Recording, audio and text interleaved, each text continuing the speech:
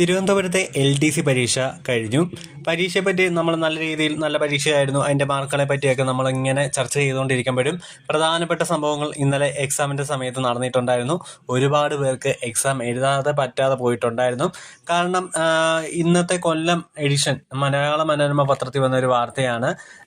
മറ്റ് ജില്ലകളിൽ എന്ത് സംഭവിച്ചു എന്ന് എനിക്കറിയത്തില്ല. കൊല്ലം ജില്ലയിലെ ഒരു പത്രത്തിൽ വന്ന വാർത്തയാണ്, ഞാൻ വായിക്കാം. അതായത് PSC പരീക്ഷാ കേന്ദ്രത്തിൽ 1 മിനിറ്റ് വൈകിയവരെ പോലും കടത്തിവിടാത്തതിനെ തുടർന്ന് സംഘർഷവും പ്രതിഷേധവും നടന്നു. വിദൂരങ്ങളിൽ നിന്ന് എത്തിയ ഒട്ടേറെ പേർക്ക് പരീക്ഷ എഴുതാനാകാതെ കണ്ണീരോടെ മടങ്ങേണ്ടി വന്നു. PSCയിൽ നിന്ന് എത്തിയ ഉദ്യോഗസ്ഥർ ഹാൾ ടിക്കറ്റ് കീറി എറിഞ്ഞതായും ആരോപണം.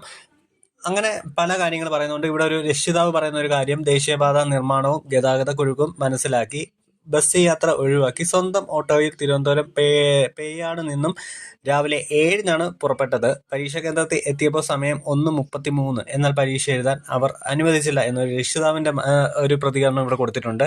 അതുപോലെ തന്നെ ഒരു ഉദ്യോഗാർത്ഥിയുടെ പ്രതികരണം ഇവിടെ ഉണ്ട്. ഗതാഗത കുരുക്ക് കാരണം ഇരുചക്ര വാഹനത്തിലാണ് തിരുവനന്തപുരം കേശവദാസപുരത്ത് നിന്ന് പുറപ്പെട്ടത്.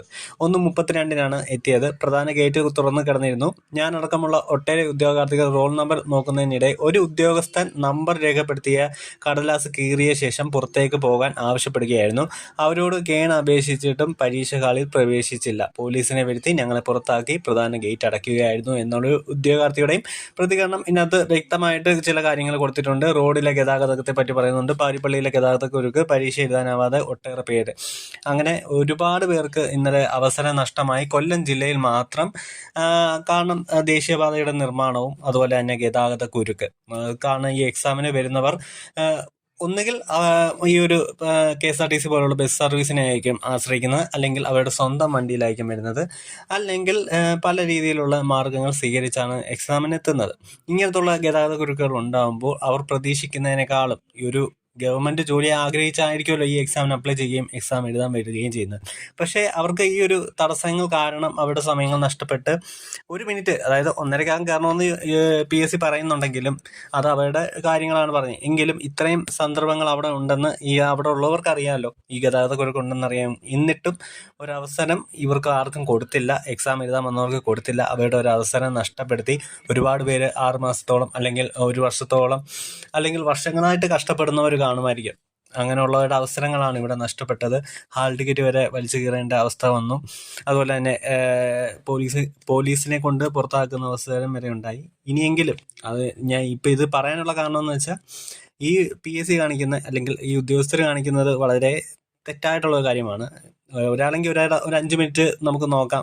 ഒരു 5 മിനിറ്റ് അത്രേ പറയുന്നുള്ളൂ. 1:30 എന്നുള്ളത് 1:35 വരെ നോക്കി ആ സമയം വരുന്നവരെ അകത്ത് കയറ്റാം.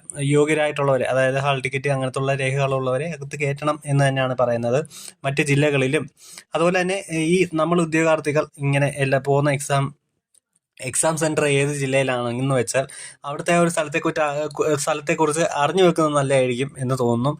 അതായത് അവിടെ ഗതാഗത കുരുക്കുള്ളതാണോ, അവിടെ ആരെങ്കിലും ഉണ്ടെങ്കിൽ അവരോട് ചോദിച്ച് എപ്പോൾ ചെന്നാൽ പറ്റും, തടസ്സങ്ങൾ എന്തെങ്കിലും ഉണ്ടോ എന്നതിനെ പറ്റിയൊക്കെ ഒന്ന് നോക്കിയിട്ട് നേരത്തും കാലത്തും, അതായത് 1:30 എന്നുള്ളത് മിനിമം 1 മണിക്കെങ്കിലും എത്തിച്ചേരുന്ന രീതിക്ക് പോകാൻ ശ്രമിക്കുക. ഇനിയുള്ള ജില്ലക്കാർ എങ്കിലും ശ്രമിക്കുക. നമ്മളവസരമാണ് പോകുന്നത്. അതാണ് മെയിനായിട്ടുള്ള കാര്യം. അവർക്കിപ്പം ആൾക്കാരെ കുറയ്ക്കുക എന്നത്, ഇപ്പം 2 പേരെ തടഞ്ഞു, അല്ലെങ്കിൽ 10 പേരെ തടഞ്ഞു, ഒരു 20 പേരെ തടഞ്ഞു, അവർക്ക് അതൊന്നും ഒരു വിഷയമല്ല. കാരണം ലിസ്റ്റിൽ നിന്ന് ആൾക്കാരെ കുറയ്ക്കാനേ അവർ ശ്രമിക്കത്തുള്ളൂ. പക്ഷെ നിങ്ങളുടെ ഒരു അവസരമാണ് പോകുന്നത്. നന്നായിട്ട് പഠിക്കുന്നവരെ സംബന്ധിച്ച് അവരുടെ ഒരു അവസരമാണ് ഇനി പോകുന്നത്. ഇനിയെങ്കിലും അങ്ങനെയുള്ള കാര്യങ്ങൾ ശ്രദ്ധിക്കുക. ഇത് മറ്റ് യൂട്യൂബ് ചാനലുകളൊന്നും ഇട്ട് കണ്ടില്ല, അതുകൊണ്ട് നമ്മളിതൊന്ന് പറഞ്ഞു. ഓക്കെ.